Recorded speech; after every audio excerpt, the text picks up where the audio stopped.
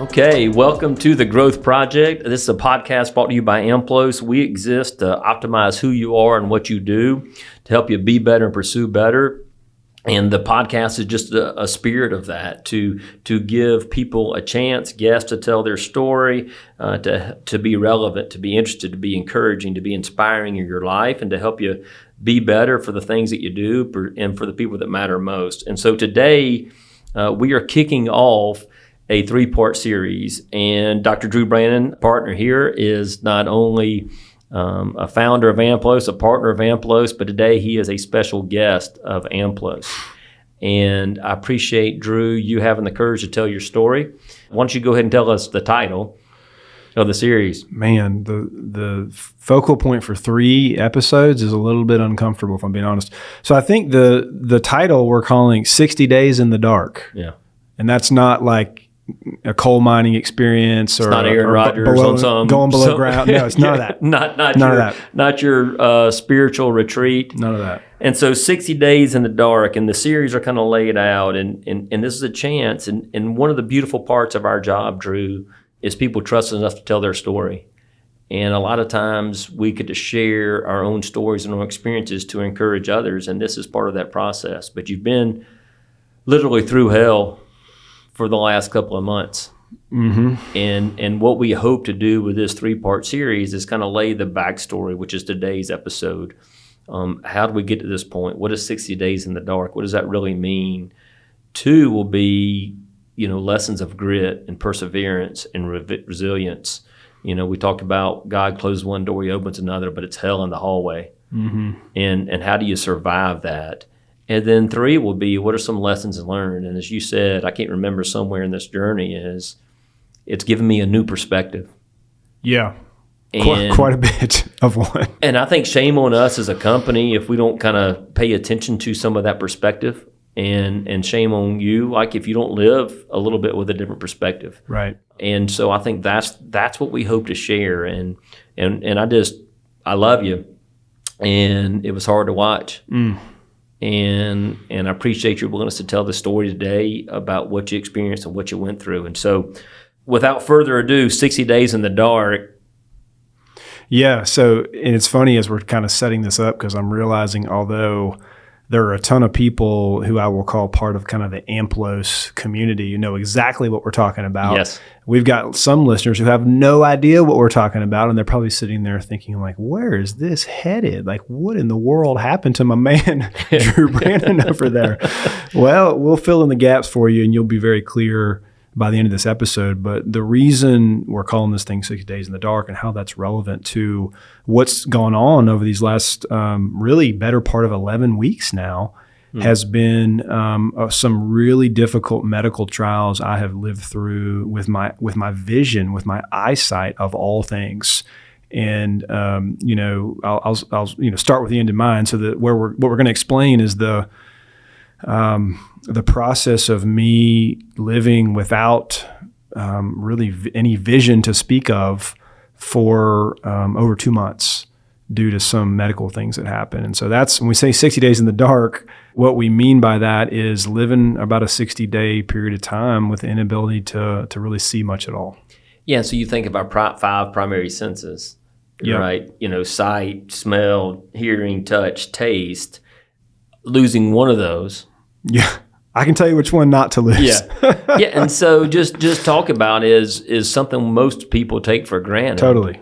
Yeah. But talk about what that initial thought of not being able to see. Yeah, and it's one of those things, I think you're exactly right. I doubt anybody wakes up on any kind of consistent basis, and from the time their feet hit the floor, they think, man, it is so great to be able to see today. Yeah. Like, what an incredible blessing to have my vision. No, none of us are thinking about that. And I certainly wasn't prior to going through a lot of these hard times. And so for sure, we take this for granted, and fairly, like, we take a lot of things for granted, unless you've had a notable reason of some kind to take stock in or maybe reflect on the fact that you have vision. Yeah, easy to do. But, so if you begin to think about that, though, like, okay, what if you were living without one of your 5 senses? Mm-hmm. And what if that one was your ability to see? I don't know that we really can grasp the magnitude of that. And, although to be clear, I was not blind during this time, I had to go look some of these things up because you go through a process like this and you find yourself wondering of like, how many people in the world are blind? And about 44 million people are. Wow. And obviously the biggest difference between them and my case is there was something on the other side of the saga, whereas with them, there isn't. But we didn't know. Well, there was a time where we didn't know that for sure. Yeah. And we'll get into that. There was a time we didn't know that for sure. And so I want to be real clear too. Like this is not a comparable discussion. I'm not comparing myself to those unfortunate folks. Not at all. I think that's more that was for my education. Yeah. And I think also we're sharing is like there's a massive population of people in the world who can't see and won't see. Yeah. And I think what it just gives us is people that have those five senses or have, if you want to talk about certain quote unquote abilities, that people are faced with a disability, how easy it is to take for granted the common things that we are able to see, we are able to touch, we are able to taste, we are able to smell. Yeah. But what impact does that have on your ability to experience your world, to experience others, to watch your children play a sport? How much our vision plays a role in shaping our experience. Yep. I mean, you think about it for like any person who's listening to this podcast, if you were to take a step back on life and be like, okay, like tell me about some of your best memories. Tell me about some awesome things that you've experienced and you've seen and you'll never forget. And all of them have been chronicled in your short and long-term memory through your eyes. Yeah. That's how you've created every one of those. And without the ability to see them, maybe you would have still been there, but of course it would have been a drastically different thing. And so, you ask a person, hey, what do you value most in life? And everybody's different on that. But, a lot of people will tell you like, hey, like go make memories. Go make memories. These are things no one can ever take from you. And, your house can burn down and your job can be taken out from underneath you. But like memories, no one can take those. Well, true. But man, the fact that we got to be able to see to really do those is powerful. Yes. And so I think if you aren't able to see, then that ability to visualize what it might experience. And so people who are born blind don't have any context That's right. to really shape that experience. If you lose your eyesight, you've got a recollection of maybe what it's about and how to experience that. And I appreciate you saying, hey, this is not a comparison to people who are blind and will never be able to regain their sight. One of the things we do as people is we try to relate to somebody else's story. Yeah. And we do it in a way to try to connect, but what it often does is minimizes somebody else's experience. And we'll save that for another day because I imagine that happened to you as well. Yeah. We unnecessarily put pressure on ourselves to have some type of like relatable example to share with someone. And we really don't need to do that. Even prior to this, let's just set the stage. Like your eyesight wasn't always a strength of yours anyway, right? Unfortunately, it's funny. I was talking with a good buddy the other day who, although he's in his mid-40s, he has 20/20 vision still, which is mind-boggling. Hey, let's count the 50s. Well, but you have to wear readers. Yeah, but I still got 20/20. True. But I like the short term. So he told me that he estimated that he's been to the eye doctor 4 times in his life. Wow. And I said, I think I've been 4 times in the last month. Actually, so for the week. Practically. So I have a long history with eye problems, unfortunately, that dates all the way back to 1993. And I know we have some listeners on here who were playing sports in the 90s, just like I was. But unfortunately, at the age of 13, so I was born in 1980 and I'm in my mid 40s now. But at the age of 13, had a really bad baseball accident where the summary of it is the guy threw me a curveball. I was trying to get out of the way. And in the process of doing that, somehow, some way, the ball broke really hard, hit my bat, and then deflected immediately and squarely into my eye, my right eye. Created a major, major medical issue, of course, rushed me to the hospital, all that stuff. And ultimately, my retina detached in that eye. And there's different ways that can go down severity-wise and like the location of the retina detachment. We probably don't have a lot of eye anatomy experts on here. But let me just say this, if you ever have any problems with anything in your eye, you do not want it to be with the retina because there are long-term vision implications of that. And that's what happened to me. So because of where the retina detached and the severity of it, I lost, that's what's called the macula. If you lose your retina at the macula, you have central vision loss. And so that's what I suffered, unfortunately. And so I lost a lot of vision out of my right eye. And to this day, although I can use it to see some things, and like I can certainly see colors and smears of colors and things like that, if that's all I had, and I found this out very, vividly, in the last several months, but that eye alone does not allow me to function very well. Let's put it that way. So go back to even just losing that vision at age 13.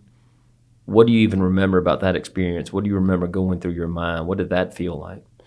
I remember I was probably like just old enough, just insightful enough to think that this might really be a thing one day. Because at that time, because I still had my other eye fully functional, day in and day out, it really didn't affect me a ton. Like that certainly had some, depth perception was harder. That was my last at bat. Never played the game of baseball again. I had to take a year off, and I tried to come back, and man, it was just really, really hard to hit a baseball. Now, how were you able to play basketball so well with losing that depth perception? That's a miracle. It's great. I didn't fully realize just how, I always felt some level of disappointment because my goal was to play Power 5 D1 basketball, and I wasn't good enough to do that. And it always felt like, although I ended up doing what I was supposed to do, there was some degree of I didn't quite hit the target. But now with a new perspective, I'm like, I can't believe I did any of that. It's shocking that I could even play college basketball. You got a good reason. It is pretty much a miracle.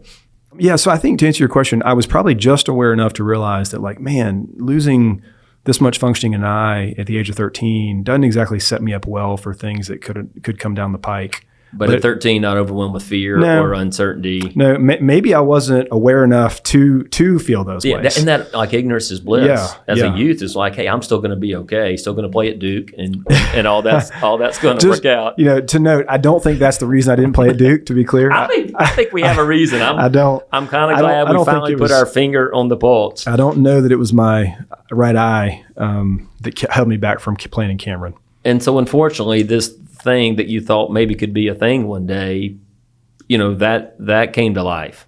Yeah, very much so. So I couldn't believe when we talked this morning that you said 10 years ago was when you had another experience with that eye. Yeah, so from, 93 through 2015, I was pretty responsible, was still going for my visits to the doctor, once, twice a year and all that stuff, did what they told me to do.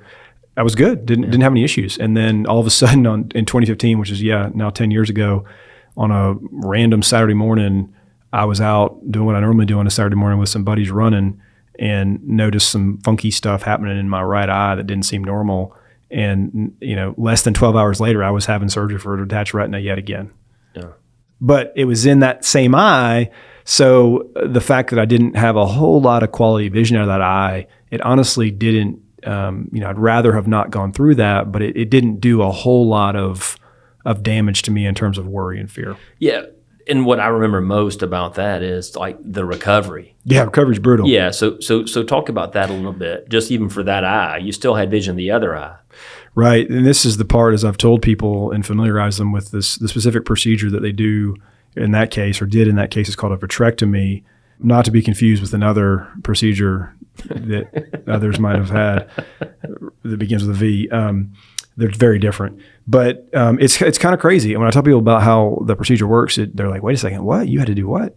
So they go in and they use a laser to essentially, first they suck the fluid. There's fluid that's now in your eye that you don't want to be in your eye, that's there as a result of the retina detaching. They get that out of there. Then they use a laser to essentially kind of tamp back down or seal the retina back to the eye in the way it's intended to be. And then they inject a gas bubble into your eye that acts as essentially like a splint would, or in a similar way to how if they were to cast a broken ankle and then we know, all right, that ankle's not going anywhere. It's going to sit just like we want it to while it heals. That's what the gas bubble does, as long as you do what's called positioning. And here's where the crazy part comes in that you're talking about. You have to, following surgery, for somewhere between, it depends on the eye and the surgeon, that type of thing, but it's normally somewhere between 4 to 7 days. I think in my case, it was 6 days back in 2015.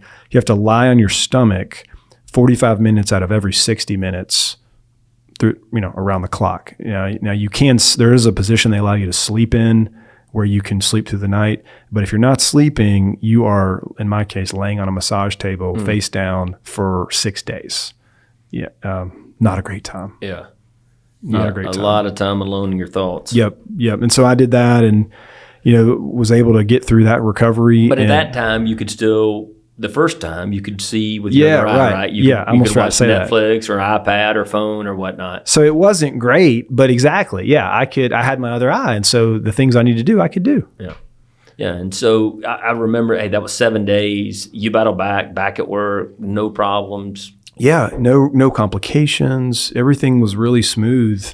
And it probably, 3 to 4 weeks, something like that, the gas had absorbed out of my eye and I was back at life, just like you said. Yeah. Just for people that don't know you, but hopefully get a picture, like you don't complain a whole lot. You don't pay attention a whole lot to challenge it. You just kind of plug ahead and move forward. And so you never complain much about your eye or your health or anything like that. You just kind of plugging along. And so, which fast forward us, 10 years later. 10 years later. Was it January 20th? Is that? They say everything happens in decades, right? So yeah, 10 years later. So this would have been 3 months ago, January of 2025. Latter part of that month, it was on the 20th. Yeah. And I was watching a Nate's basketball game on an otherwise normal Saturday. Your son. Yeah, my son Nate. And I, again, started seeing some things in my vision that didn't seem like they should be there. But this was in your good eye. Yeah. So the difference was this time, like, this is my good eye. Well, we've always called it my good eye. I'm not sure what to call it anymore.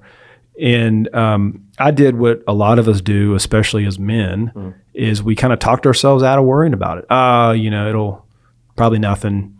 Got up the next day, same stuff, yet again, talked myself out of it. Then came Monday, and here at the office, the things that I had noticed on Saturday were getting worse, not better. And that's when I reached out to a friend of mine who is also my eye doctor, and, went over there, got evaluated, was told that I had what's called a retinal tear, which is not great news, but better than a detachment. They were like, hey, you got a retinal tear. There's a little laser procedure we'll need to do. Not a major deal. Show up tomorrow morning at the surgery center. They'll take care of you and off you go. And so I'm like, oh, okay. Breathing a little bit of a sigh of relief. I show up there the next morning to get this laser procedure. They decide to run an additional test or two. They come back in the room and they tell me, actually, you have a detached retina. And this was the one thing that I feared, because I knew how important it was that I maintain this eye. It's the only one I have that I can see out of very well.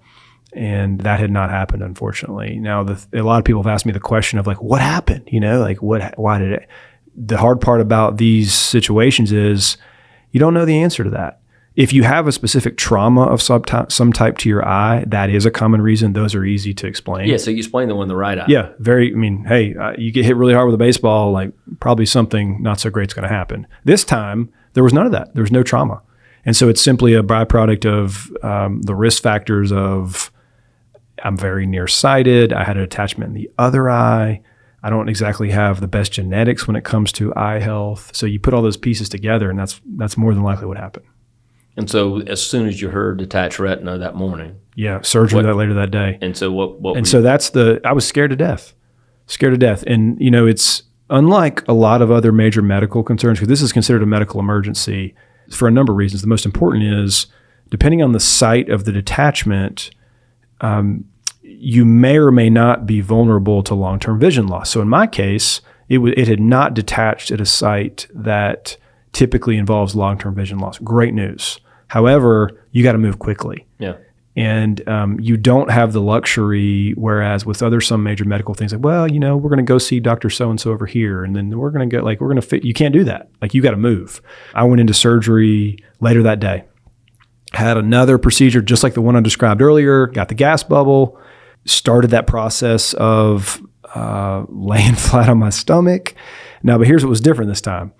And like, I was so caught up in my fear, confusion, and just all those flood of emotions, I didn't yet think a lot about the implications of this. So I get home from the surgery and, immediately I'm like, wait a second, I can't see anything. Yeah.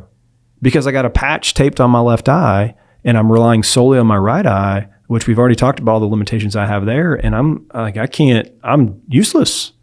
And it did not, until I got home and began to kind of just get with it, I didn't realize that. Well, think about the power of the word you just said. I'm useless. Yeah, it felt that way. Yeah. Totally. But how quickly we can go there. And so that's why dealing with something like this is so difficult. It takes away something that you're able to do, and that interpretation. We talk about your feelings will betray you. Hey, I felt useless because I wasn't able to do what I could normally do. Yeah. And, the other thing that immediately hit me was like, wow, if I knew just how, because when you look out of both your eyes, we don't think about this very often. You don't have any way of knowing which one's doing the what's work. doing what. We don't know that. And I didn't know just how much I was relying on this left eye. I didn't realize that until it was gone. And man, you could think about that in a lot of respects in life, right? And then it was, and I very quickly realized, and it was terrifying. I was like, I know the path forward. And if I had realized in the past just how much I was relying on this left eye, I would have done some things to be a little more conservative. Yeah. I don't know what those were necessarily, but I probably would have done at least a few things differently. Yeah, so you look back now, it's like, good God, I had no idea. It was Had no idea. Yeah. I mean, now you've become an eye expert. We'll talk about lessons learned, right? You're becoming an eye expert. Yes. And so that hits you. Yep. I can't do anything. I can't see. But in your mind, I know how your brain works, I think. I mean, you got it laid out. Here's a plan for each day, and I got to do this for 7 days, and I'll be back. Yeah. I wanted to do that, and I did to some degree, but it was really tough, honestly, because even just the uniqueness of the recovery, right? So going back to what we said earlier, like you got to keep your head straight down. And even if you're not lying on your stomach, you can sit up in a chair or something like that and just keep your eyes facing toward the ground. And I did that for 8 days. And you think about that, and 45 minutes on the hour. Yeah. Yep. And you think about it, if you're walking down the street or you see someone sitting wherever and like their head's down and they're looking straight into the ground, what assumption do we make? Yeah. Right? Yeah. Like, what's wrong with that guy? And you say things like, hey man, pick your head up. Like it's going. And so I had to do that for 8 days. And the toll that takes on you, I can't emphasize enough how hard that is. Of just, man, like you literally have your head down for 8 days, and it takes a toll on you. Yeah. And so I'm going to push you here a second. Okay. What was that toll? What was going through your mind? What were you feeling? A lot of certainly frustration, confusion, concern. You feel like a measure of guilt of like, man, people rely on me and they need me, and I'm unable to do the things that they need me for. It's hard to be in your home with your family and you can't engage with your family very well. You feel like you're missing a lot. You feel like you're letting people down. Just a flood of emotions. Just a constant none of them good. Barrage totally of negative thoughts and fear and anxiety and stress that goes with that. Yep. And then just the repetitive. I mean, you got to get up and do it again the next day. Yeah. Got to do it the next day. Yeah. I mean, I did my best to persevere through that process. I get about 15 days in. I go back in there's a lot of post-operative visits you got to do because they're checking to make sure things are right. In my case, they were not right. Well, I think the language I remember is, hey, you kept telling, this is within normal limits. Yeah. Hey, this is within normal limits. That it was longer than your previous, but this is within normal limits. And hey, you're struggling with this so much because you just can't see out of your other eye, and this is still within normal limits. Mm-hmm. And you kind of felt in your gut it wasn't right. Yeah, I had a not so great feeling, and I can't exactly put my finger on why or tell you why, but it just, some things didn't seem right along the way. I'll just put it that way. Yeah. And so you're 2 weeks in, supposedly still within normal limits. I'm 2 weeks in. It was day 15 to be exact, and I go in to kind of check up on how my progress is, and the retina has detached again. And same place? I don't know the answer to that. Probably. I don't know that they ever told me that.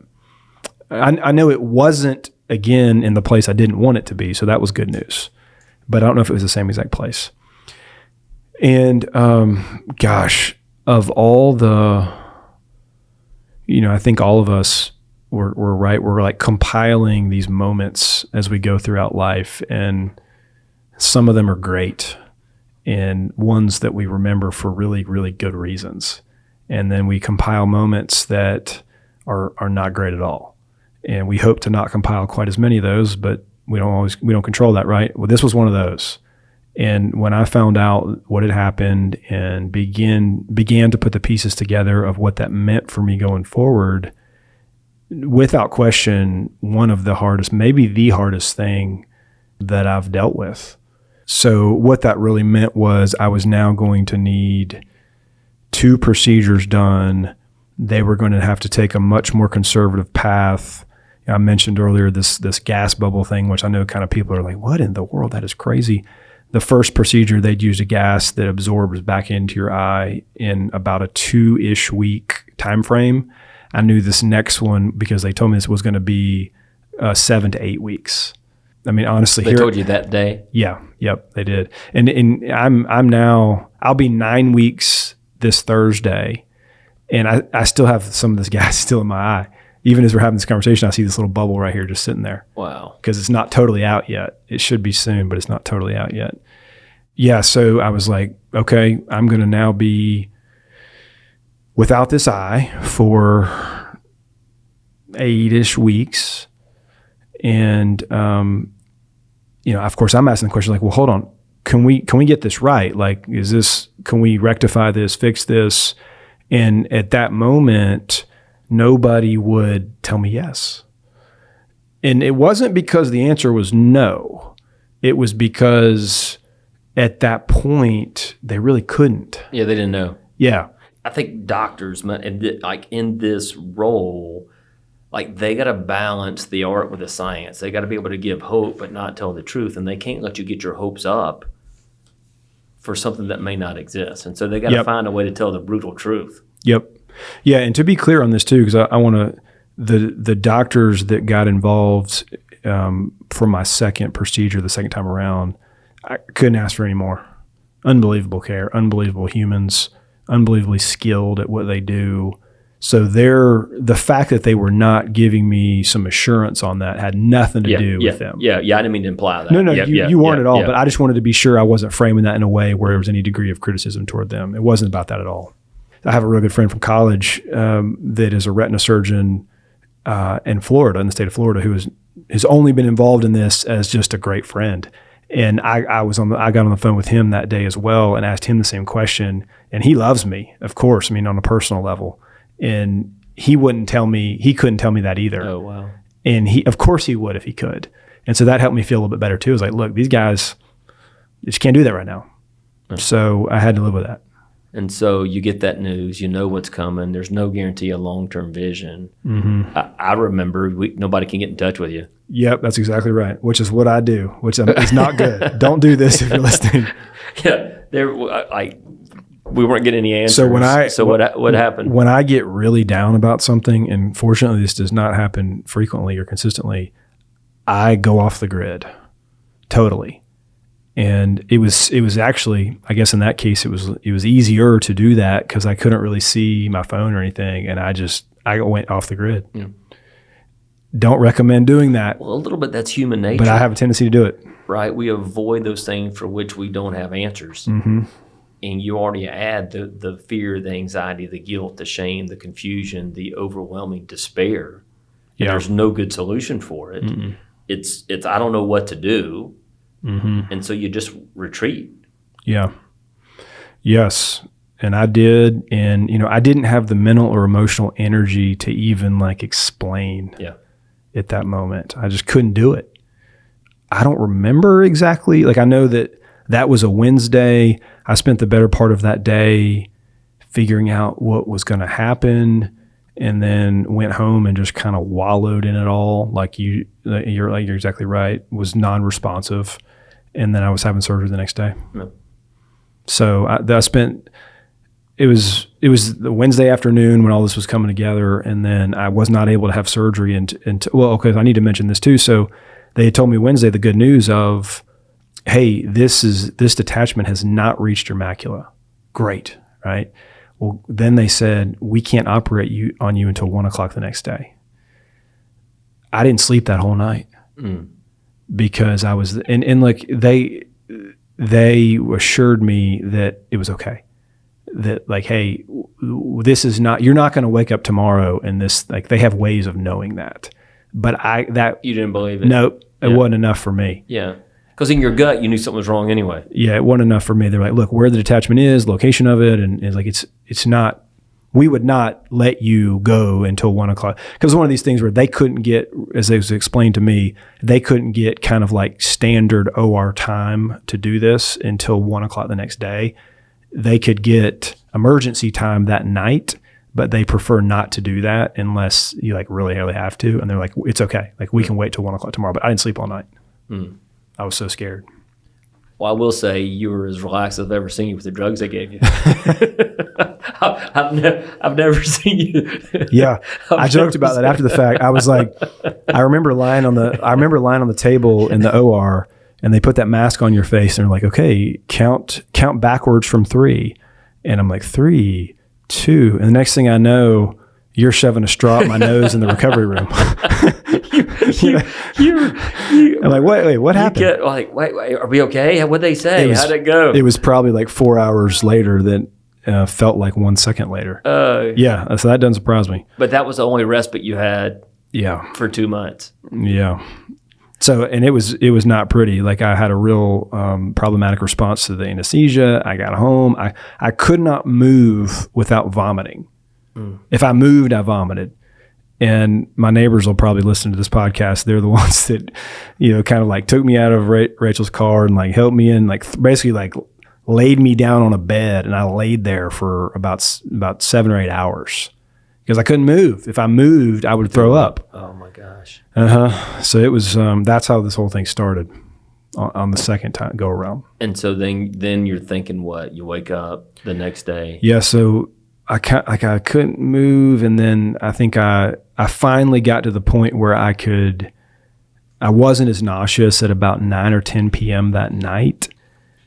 And then you're not really tired at that point. So I think I remember, I'm not a big pain pill person. That's not really my style, but I remember taking some type of pain pill and falling asleep, and then waking up the next morning trying to have the attitude of, okay, like we got to figure out a way here, but I wasn't really there emotionally quite yet. And so it's easy with what we do, especially for me as a cognitive behavioral psychologist, like, hey, as you think, so you are. Yeah. And so some of those thoughts you were telling yourself to try to be optimistic, to try to be confident, what were you trying to talk yourself into that you couldn't really believe?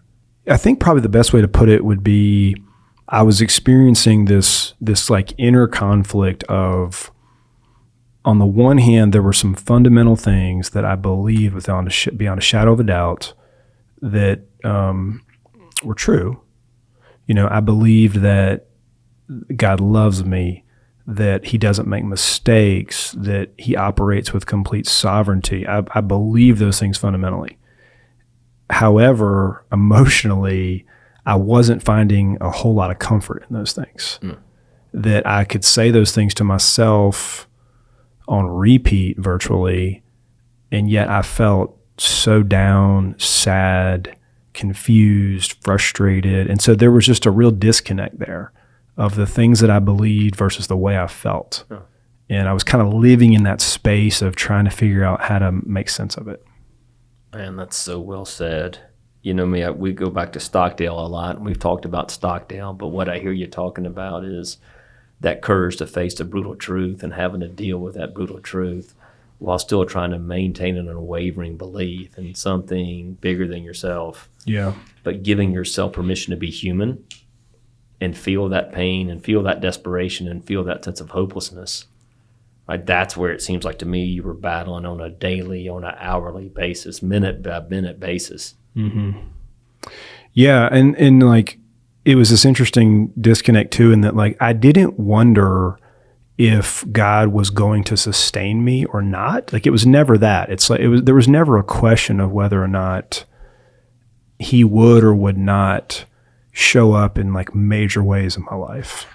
Like I knew that was going to happen. But man, like to be in that moment and like look down the tunnel a little bit and like, how long it is, how dark it is, how difficult it is, even though you're living with the assurance and the peace of mind that like you're not going at it alone. Whew, it was hard. It was really, really hard. Although I told myself a lot that like I'm probably a better candidate for this than plenty of others. If I was being honest, I wish it wasn't me. Yeah. Well, I think we also can tell ourselves that and say, well, I'm built for this. You know, heck, I'm a psychologist. I help people deal with difficult things on a daily basis. And what that becomes is a little bit added pressure. That's true. I never thought about that. I should be better at this. I should be able to handle this. Yeah. And I think being fully human means you realize, hey, I don't want to feel this pain. And I don't want to have to go through that. I wouldn't wish this on anybody, but I really wish it wasn't me. It wasn't me and that I had to suffer it. Yeah, that's a really good point. I have not thought about that till right now, because people would send me messages of like attempted encouragement of like things like this. I don't know somebody better suited for this than you. Yeah. And then I'm thinking, well, then why am I so unhappy? Yeah. You know, why am I so scared? I must be doing something wrong. Yeah. Maybe they're not right about me. And it's like, and you find yourself thinking like, well, if that's the case, then I should feel better than I do right now. Or like maybe you give yourself permission to really be down in the dumps and living in this bad spot emotionally for some fixed period of time. And then if you don't turn the corner, then you're kind of back, into self-critic mode and a lot of stuff. And that's a whole nother conversation we'll have in another episode, but it's so unfortunate how so many well-intentioned things can send people down spiraling. Yeah, I mean, I think if there's one thing I've learned in dealing with people with trauma, like what is well-intentioned, two things that people, and we'll get into this, people hate hearing is, hey, I'm sorry, and let me know what I can do. Yeah. And we share our story and try to connect. And so... And let me say this too, because I can remember, I think this is because people are going to be listening to this, that although I hope you don't have the same experience, there will be forms or versions of trauma like this and struggle like this that people experience. Yes. And I can remember one of the aspects of this that was really, really tough. It's a really unique thing. Like I didn't know anybody who had been through something like this. And most people probably don't. But there were two specific cases where someone contacted me and said, hey, like I know someone who has dealt with a very similar version of this. And I was like desperate to talk to them. And it just reminded me of how powerful when we can connect with someone who like really understands and can empathize, not just sympathize, but empathize. And you talk a lot about that, of like the power of a shared experience and stuff. Yeah, the universality of experience. I mean, I literally, like in the case of one of these, someone sent me this person's contact information. And like the moment I got it, I asked Rachel to like text that person right now and say, can you talk today? Because I just was so desperate to like have someone tell me something that would help me feel better. Well, when we talk about stress makes you selfish and stress creates separation, when you are going through something that only you think you've experienced, it isolates you from others. It gets you lost in your own thoughts and your own fears. And that universality of experience is there's somebody else that's been through this can give us hope. Mm-hmm. Yep, no doubt. So that was just a really powerful thing early is, it's, I think it's probably worth noting too, that it's normal when we're in these really low spots of struggle, whatever they might be, to begin to feel so desperate to just feel better or feel normal. that can lead us to some really destructive places. And I'm grateful that didn't happen to me. Like, I was looking for just someone who could relate to me, like you're saying.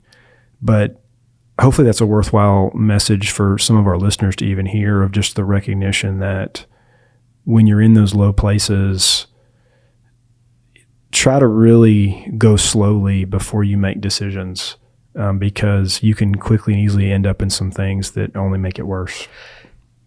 Yeah. I mean, there's so many life lessons along the way here. And I think making those decisions from a position of strength, you aren't going to be, and you're just running from the pain. Mm-hmm. And you're trying to do whatever you can to escape that pain. And I think that's when you said, you know how long it's going to be. I'm not quite sure you knew how long or even to grasp that. No, I thought I did, but I did not. Yeah. I was grossly underestimating it, honestly. I was very optimistic. I mean, you saw how many false starts that I have, like trying to come back into the office and do all these things. It was ridiculous. So hard for me as somebody who loved you and who is probably, they say, optimistic, to try to temper your optimism. Yes. Like, I don't want, like, you would get your hopes up every time, every doctor appointment. And I'd hang up the phone and just say a prayer. Is like, okay, God, like, he's got his hopes up. Like, if he doesn't hear what he hears, how is he going to respond? Mm-hmm. And that being able to, you can't live without hope. Right. But that process of what that feels like. And so, okay, now we know the backstory. Yep. Now we get to glimpse a little bit of, and I appreciate you sharing your heart. I know that's not my tendency. That's not your tendency. But feeling that pain, that emotion, that fear, and being able to share that, man, I appreciate you sharing that with us and letting us know how we got to this point. And I go back to where I started, that what my supervisors are, hey, God closes one door, and that's what's kind of happened right now. Hey, we set the stage. That door's been closed for the time being on your site, and that was 9 weeks ago. Mm-hmm. And that hell in the hallway is what we'll describe next. How'd you walk through it? Where'd you stop? What helped? What worked? What didn't work? How'd you navigate through with that grit and perseverance to keep walking forward in faith, not knowing when that other door is going to open up? Mm-hmm. And then now, 9 weeks, 10 weeks out, that third segment will be, okay, how can we look back with a new perspective? What are some of the lessons you've learned that we want to take hold of? The interesting thing about our brain is sometimes we can forget or minimize the pain that we experienced. Right. But we want to make sure we carry some of those lessons forward. Mm-hmm. In that process. Yep. So what other thoughts? What else today that you wanted to say or make sure it was understood before we kind of set the stage for the hallway? I think that's nothing really additional. I don't think. I mean, I appreciate you. Thank you for guiding me through that as skillfully as I know you would. It's interesting, like, even as we kind of talk through the events of that, there's still like a real acute element to it for me, of thinking about the chain of events. And I mean, heck, even as I, like, now that I'm back driving and stuff like that, going, like, passing certain places and, like, triggering certain memories of how, like, there's just a real, that's probably the best way to put it. Still kind of an acute feeling with it.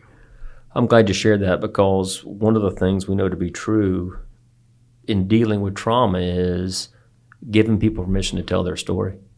Mm-hmm. And as they tell the story, those reminders can make you feel a sense of vulnerability again as you experience those triggers. And so I'll caution you to be mindful of, as these emotions are still raw, hey, just be mindful of how you're going to respond to that. But I think it's so important for our listeners to hear the power of being able to put the pen in your hands and tell the story from your lens. And there's power and healing in that story and telling that story. And so this is a healing journey for you, but also a sense of encouragement to our listeners. But I hope our listeners, when they think about the trauma in their life, that they take a step from you and have the courage to be able to tell their story and put the pen in their hands and give them some sense of ownership of what happened to them. Yeah. No, I appreciate you saying that. No, I think that's a great way to frame up the background of this. And then, like you mentioned, we'll get into this next conversation that I think that one will be interesting, because it's funny, as I've gone through this, people have struggled to find, like, the right way to ask this question, because what they really want, they're like, what did you do all day? Like, how did you get through this? Like, what did you, and so we'll talk a lot more about that next time, of my attempt to get through the days. And it wasn't easy. I think the question that I wanted to ask that I was so scared of is, hey, are you going to be able to see again? Oh, yeah. I think that. And I never wanted to ask the question. Yep. Yeah. So I think the next one will be really, because people don't know what to do. Oh, yeah. No, they didn't. And you, of course, you appreciate people's desire to be helpful. And so, of course, you do. And mostly that's what happened. And then there was, maybe an example or two of good intentions that weren't as helpful. Yeah. Well, man, I appreciate you sharing the story, and I look forward to this next segment. Awesome. Looking forward to it as well. Thanks.